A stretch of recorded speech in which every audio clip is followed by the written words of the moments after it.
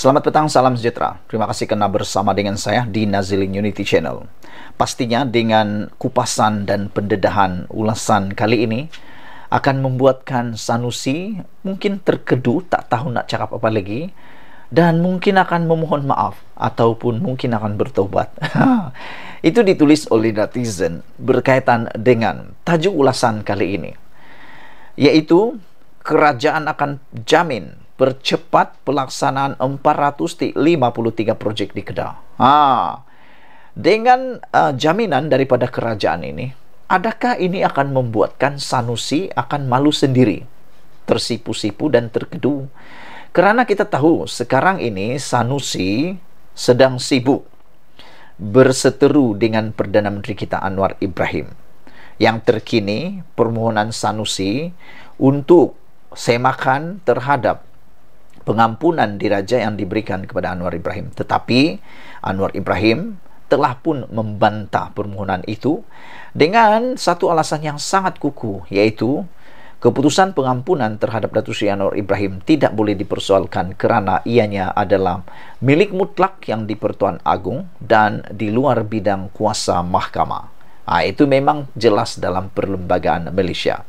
Dan menurut Anwar, itu tindakan Sanusi itu ialah satu tindakan yang meremehkan undang-undang, meremehkan kuasa yang di-Pertuan Agong atau raja-raja, dan juga membuat satu tindakan yang remeh untuk mahkamah dan menyalahgunakan proses mahkamah.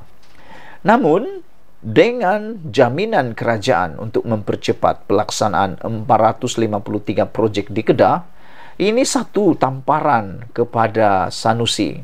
Tamparan halus yang mana Anwar Ibrahim makin ditekan tetapi makin pula memberikan projek kepada Kedah.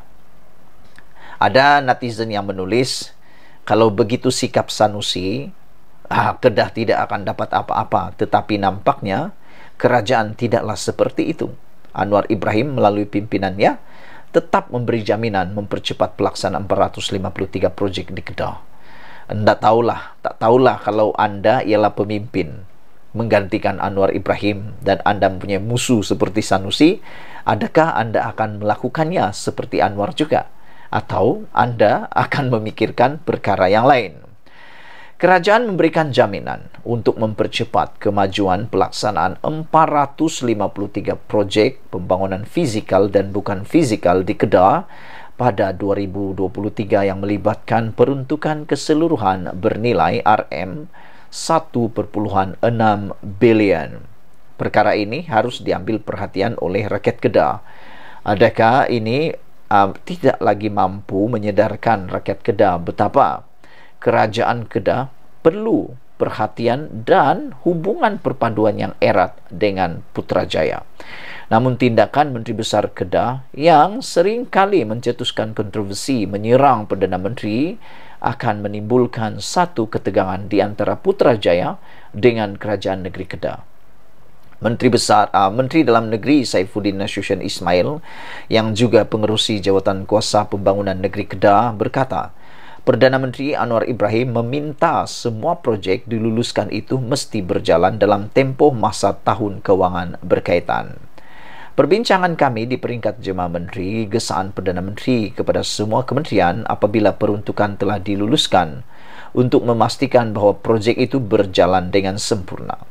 Perdana Menteri minta kementerian-kementerian berkenaan setiap kali mesyuarat Jemaah Menteri, kami akan ada satu perbincangan khusus untuk memastikan semua yang telah diumum diluluskan mesti berjalan dalam tempo masa tahun kewangan berkenaan. Katanya lagi, Saifuddin berkata demikian kepada pemberita selepas sesi penerangan projek bina baru bengkel mata pelajaran reka bentuk dan teknologi RBT Sekolah Kebangsaan Jabi di Pekosena. Turut hadir Menteri Pendidikan Fadlina Sidek yang membuat lawatan ke sekolah itu.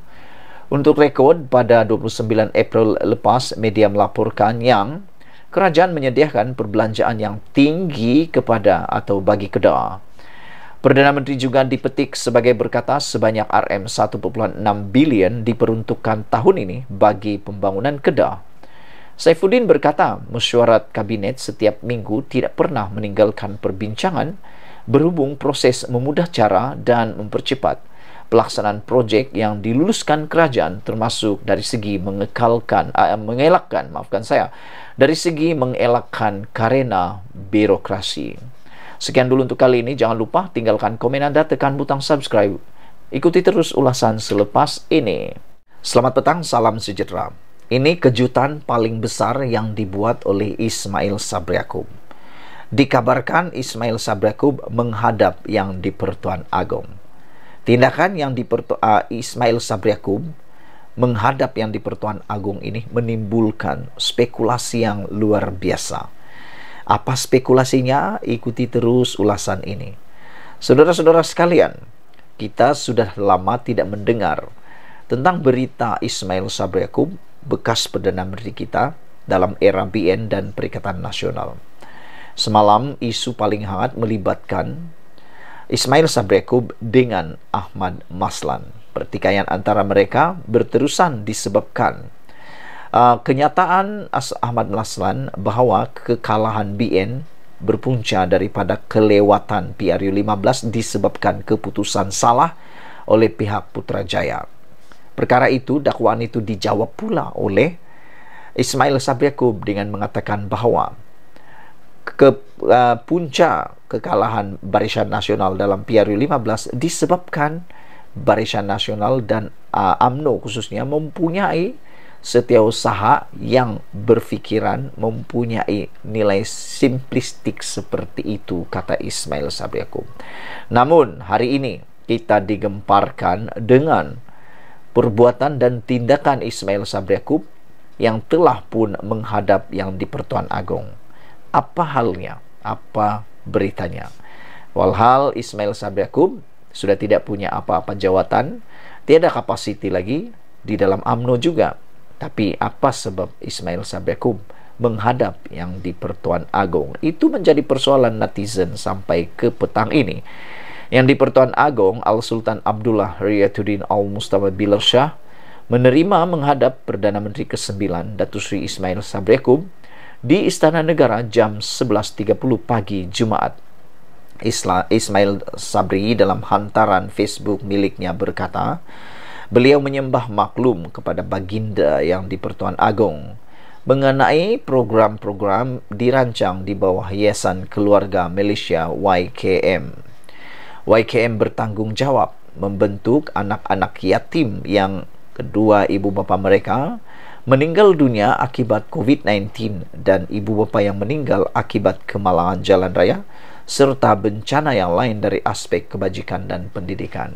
Rupa-rupanya andaian netizen, spekulasi netizen berkaitan perjumpaan yang di-Pertuan Agong dengan Ismail Sabri Yaakob tidaklah seperti yang dijangka.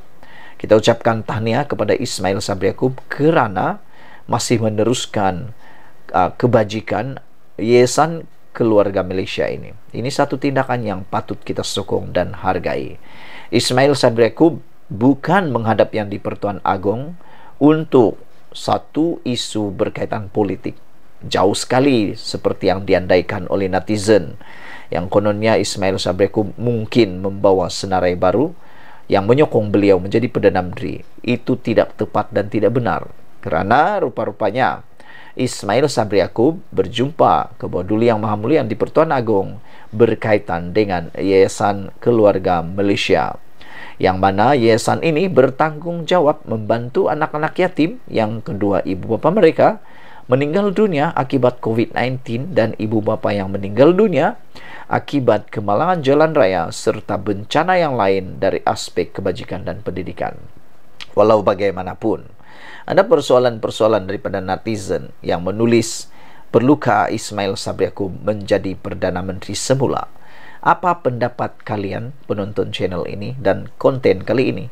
Adakah Anda juga bersependapat dengan rakan-rakan penonton yang lain yang turut mencadangkan supaya Ismail Sabri Yaakob diberi peluang lagi untuk menjadi Perdana Menteri memimpin negara ini? Adakah Anda juga setuju seperti itu? Menurut Ismail Sabri Yaakob, Batik menjunjung kasih di atas kesudian ke bawah Duli Yang Maha Mulia yang di Pertuan Agong untuk mencemar Duli berangkat ke program YKM khususnya untuk bersama anak-anak yatim dalam waktu terdekat.